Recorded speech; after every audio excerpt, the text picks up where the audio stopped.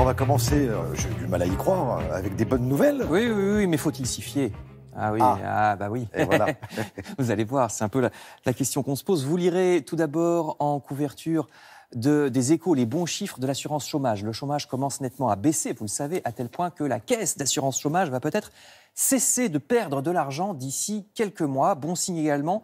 La croissance qui est en hausse, 2% l'an dernier. Il y a des nouvelles. Vous voyez que là, c'est le dernier bâton là en rouge. Et vous voyez qu'on était très en négatif en 2009. Là, ça remonte. Nouvelle encore plus inattendue, par exemple, pour la première fois depuis bien longtemps, le nord de la France commence à relever la tête. La région Hauts-de-France recommence à créer des emplois industriels autour de Dunkerque, Lille, Valenciennes, Cambrai, Beauvais. Comme vous le voyez sur cette carte, ce sont les zones en vert. Seulement, il y a un gros bémol. Est-ce que la France et surtout est-ce que l'exécutif, c'est-à-dire le gouvernement, n'est pas en train de laisser se creuser un fossé entre la France des villes et la France rurale ? Vous voyez, c'est la question que pose en couverture le Figaro. Les 20% de Français qui habitent à la campagne se sentent souvent oubliés.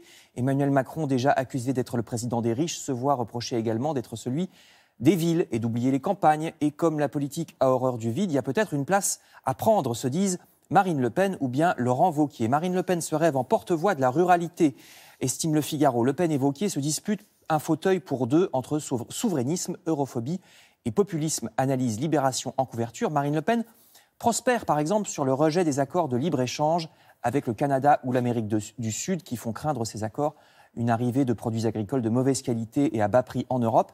Et il y a déjà un duel entre Le Pen et Wauquiez parce que la première reproche au second de faire des déclarations d'amour aux paysans, mais en même temps de voter pour ces accords de libre-échange avec son parti, les Républicains.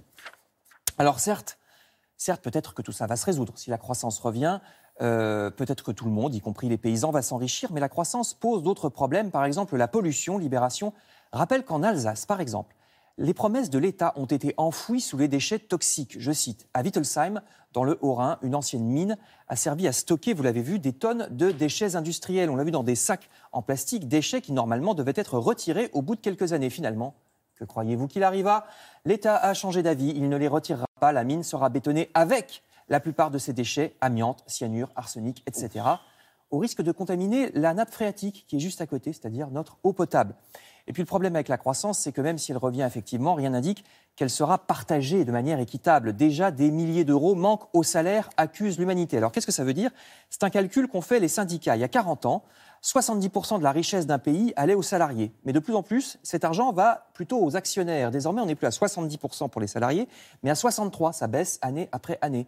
Les salariés ont donc perdu de l'argent pour chaque personne en moyenne en Europe. Vous voyez le chiffre en orange. C'est comme si chaque salarié, chaque année, perdait 1 764 euros, généralement au profit des actionnaires. Et c'est encore pire dans d'autres pays. Le chiffre qu'on a vu en orange, c'est la moyenne européenne. Mais dans d'autres pays, vous voyez la Pologne ou bien l'Allemagne et la République tchèque, c'est encore pire. L'Espagne, l'Italie, etc. Dans Libération, un économiste du CNRS en rajoute. Depuis la dérégulation financière des années 80, on assiste à une dette malsaine, dit-il. Les marchés sont trop libres et c'est dangereux, estime cet économiste. Par exemple, qui se souvient qu'il y a à peine un mois, vers le 5 février, on est passé à 2 doigts d'une nouvelle crise boursière. Tout le monde a déjà oublié. Pourtant, la situation est explosive parce que les États et les ménages sont très endettés. À l'inverse, les marchés financiers, eux, font énormément de profits, mais sans aucune base économique réelle, ce qu'on appelle une bulle. Vous savez, quand on fait des profits, mais qu'il n'y a pas de base.